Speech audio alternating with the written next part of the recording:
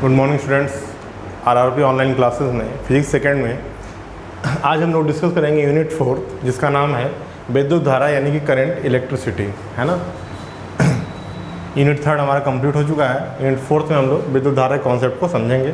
ये आपका एक तरीके से इंट्रोडक्टरी लेक्चर है जिसमें हम लोग बेसिक चीज़ों को समझेंगे। कुछ चीज़ों को आप पहले से भी जानते होंगे, ठीक।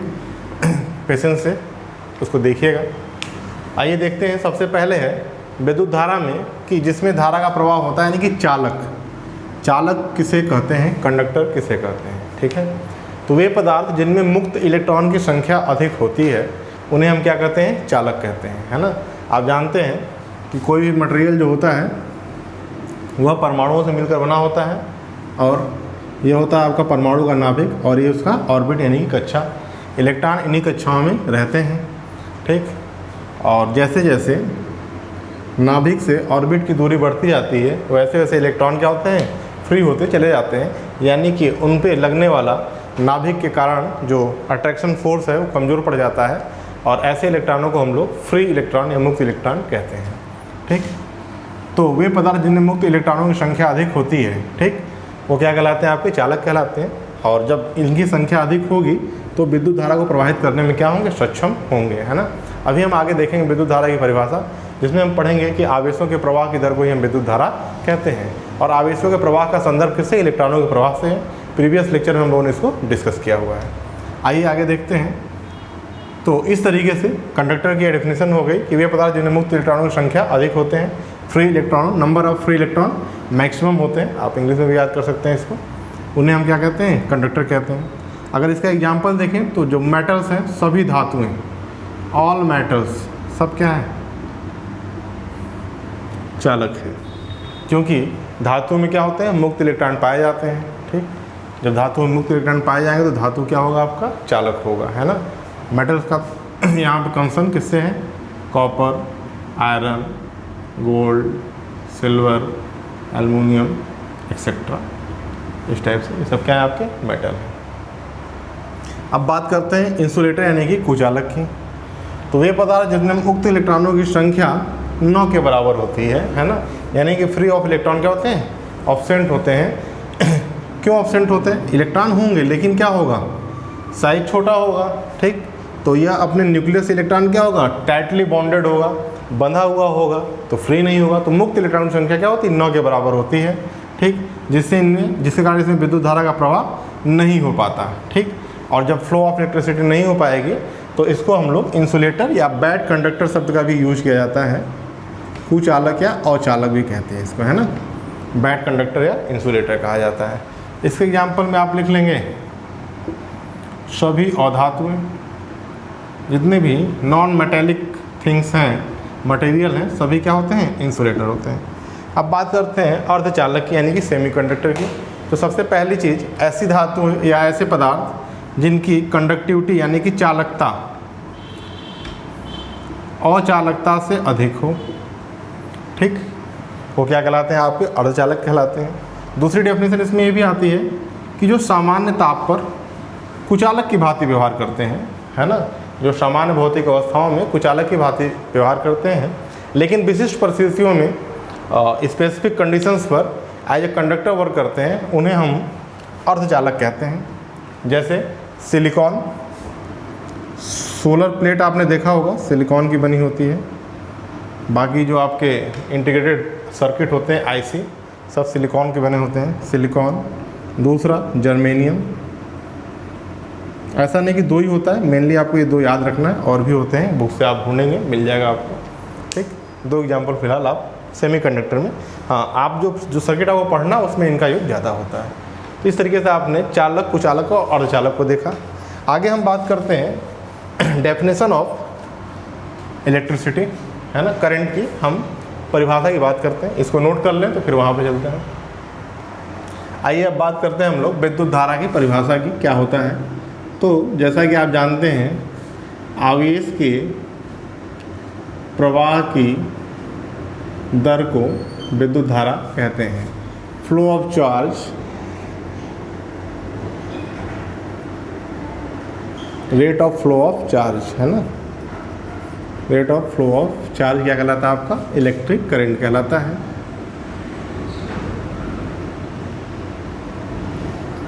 जैसे कि अभी प्रीवियस चैप्टर में भी आपने देखा, कोई परिपथ है, इसको जैसे ही आपने कनेक्ट कर दिया है, यहाँ मान लीजिए कोई रेजिस्टेंस वगैरह कुछ लगा होगा, जैसे ही इसको आपने बैटरी से कनेक्ट किया तो ये बैटरी क्या करेगा, यहाँ देखिए प्लस चार्ज, इधर से निगेटिव इधर आने लगेगा, है ना, और फिर ये देखिए क्या निगेटिव रहेगा, है ना, तो यहाँ से पॉजिटिव। तो इस तरह से इसमें क्या है, आवेशों का फ्लो स्टार्ट हो जाता है, यानी इलेक्ट्रॉन मूव लगते हैं करने एक स्थान से दूसरे स्थान पर, और जैसे इलेक्ट्रॉन का फ्लो होता है तो इलेक्ट्रिक करंट जनरेट हो जाती है।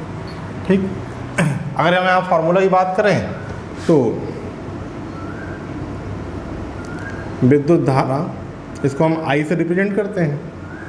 I बराबर आपका होता है आवेश बटा समय, एकांक समय में प्रवाहित आवेश की मात्रा को ही हम क्या कहते हैं, विद्युत धारा कहते हैं। आवेश को जनरली आप जानते हैं Q से लिखते हैं और टाइम को T से, तो I = Q/T होता है, ये आपका फॉर्मूला हो जाता है। अगर मात्रक की बात करें कि यूनिट क्या होता है, तो आप जानते हैं इलेक्ट्रिक करंट की यूनिट एम्पियर होती है। एम्पियर एक साइंटिस्ट का नाम था, ठीक है, तो इसका मात्रक क्या होता है, एम्पियर होता है। ठीक, अगर विद्युत धारा के डायमेंशनल फार्मूला यानी बीमा की बात करें तो इसका बीमा सूत्र A होता है। ठीक,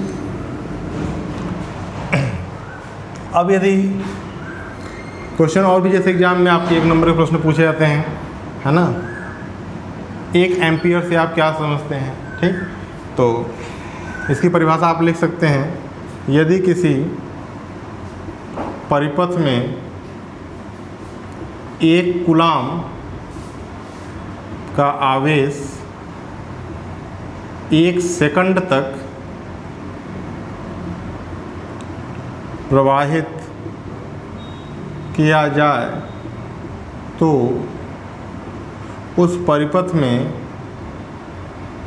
उत्पन्न धारा की दिशा, उत्पन्न धारा का मान 1 एम्पियर होगा। ठीक, 1 एम्पियर की परिभाषा हो जाती है। अच्छा, 1 एम्पियर को आप जो है, जैसे आवेश की यूनिट क्या होती है, कूलाम, और समय का सेकेंड, तो एम्पियर आपका जो होता है वो कूलाम प्रति सेकेंड के बराबर भी होता है। ठीक, कूलाम प्रति सेकेंड के बराबर होता है। इसमें अब देखिए, जो आवेश है वो आवेश क्या होता है, आपको हमने पहले ही पढ़ाया था कि आवेश क्या है, इलेक्ट्रॉन। तो नंबर्स ऑफ इलेक्ट्रॉन, तो Q = क्या होता है, Ne, तो I = क्या हो जाएगा आपका फॉर्मूला, Ne/T। E क्या है, इलेक्ट्रॉन का आवेश, N क्या है, नंबर ऑफ द इलेक्ट्रॉन, जितने भी इलेक्ट्रॉन होंगे, क्योंकि जो भी आवेश होता है वो इलेक्ट्रॉन का जो आवेश है उसी का मल्टीपल होता है। इलेक्ट्रॉन का आवेश कितना होता है, 1.6 × 10⁻⁻19 कूलाम माइनस का, है ना। तो ये तो आप जानते रहिए, बेसिक चीज़ें हैं। अब डायरेक्शन की बात करते हैं। ठीक, आइए उसको भी इसी में समझ लेते हैं कि विद्युत धारा की दिशा क्या होती है किसी परिपथ में। तो जैसे मान लीजिए कोई आपका कंडक्टर है,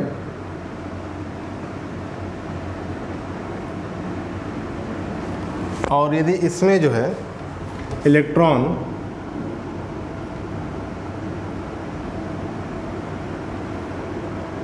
इस डायरेक्शन में फ्लो कर रहा है,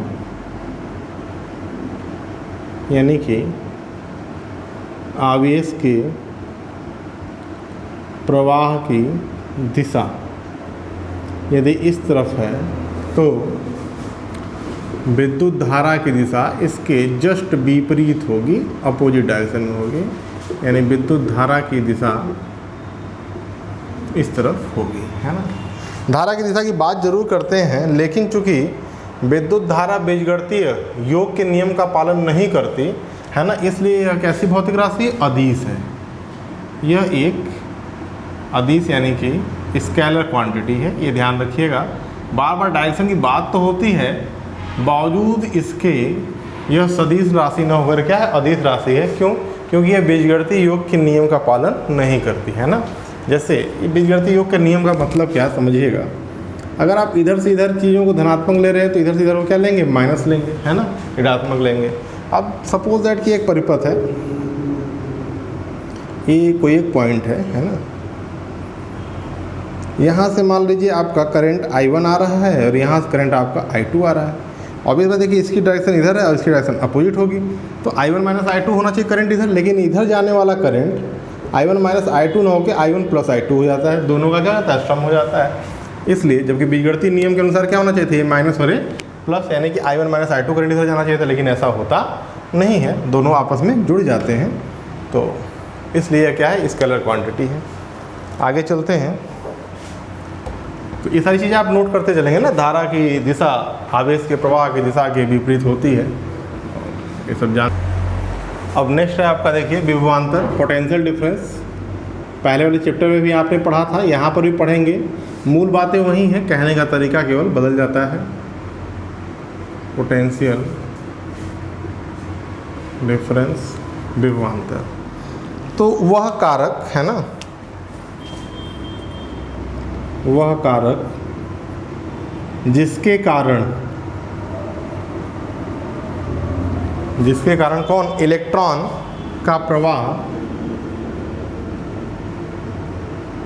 इलेक्ट्रॉन का प्रवाह चालक के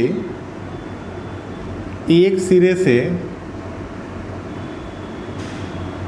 दूसरे सिरे तक होता है, ठीक, विभवांतर कहलाता है।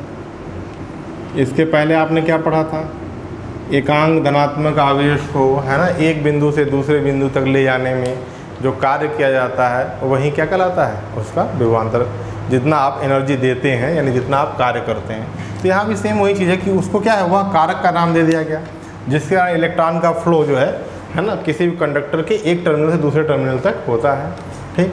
यहाँ पर विभवांतर को भी से ही रिप्रेजेंट करते हैं, और विभवांतर और क्या होता है, W/Q, ठीक। यानी कि यहाँ आपका विभवांतर बराबर कार्य बटा आवेश ही होगा, फॉर्मूला वही चीज़ है, ठीक। आवेश का कंसन यहाँ पर इलेक्ट्रॉन से हो जाता है, और कारक का मतलब कार्य, ठीक है। तो जिस वजह से है ना, मतलब जो है वो एक स्थान दूसरे स्थान पर मूव करता है, ठीक। अगर हम मात्रक की बात करें तो देखिए पुनः रिपीट होगा, इसको भी से लिखते हैं, है ना। तो इसका मात्रक क्या होता है, बोल्ट, ठीक। इसके बारे में बोल्ट साहब ने बताया था। तो बोल्ट इसका क्या होता है, मात्रक होता है। ऐसे इसको हम लोग जूल प्रति कूलाम से भी लिख सकते हैं, है ना। अब अगर एक बोल्ट की परिभाषा आपसे पूछी जाए तो किसी परिपथ में एक कूलाम आवेश को परिपथ के एक सिरे से दूसरे सिरे तक ले जाने में किया गया कार्य यदि 1 जूल हो, तो उस या 1 जूल कार्य करने की आवश्यकता पड़ती हो, तो परिपथ का विभवांतर कितना होगा, 1 वोल्ट होगा। लिख लेते हैं इस परिभाषा को भी, एग्जाम में पूछा जाता है कई बार, ठीक। 1 कूलाम आवेश को परिपथ के, या चालक लिख लें परिपथ की जगह, एक सिरे से दूसरे सिरे तक ले जाने में यदि 1 जूल कार्य की आवश्यकता पड़ती है, तो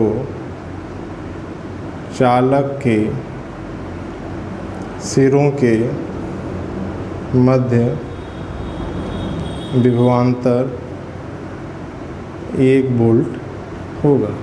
ये हो गया आपका बेसिक डेफिनेशन किसकी, विभवांतर की, है ना।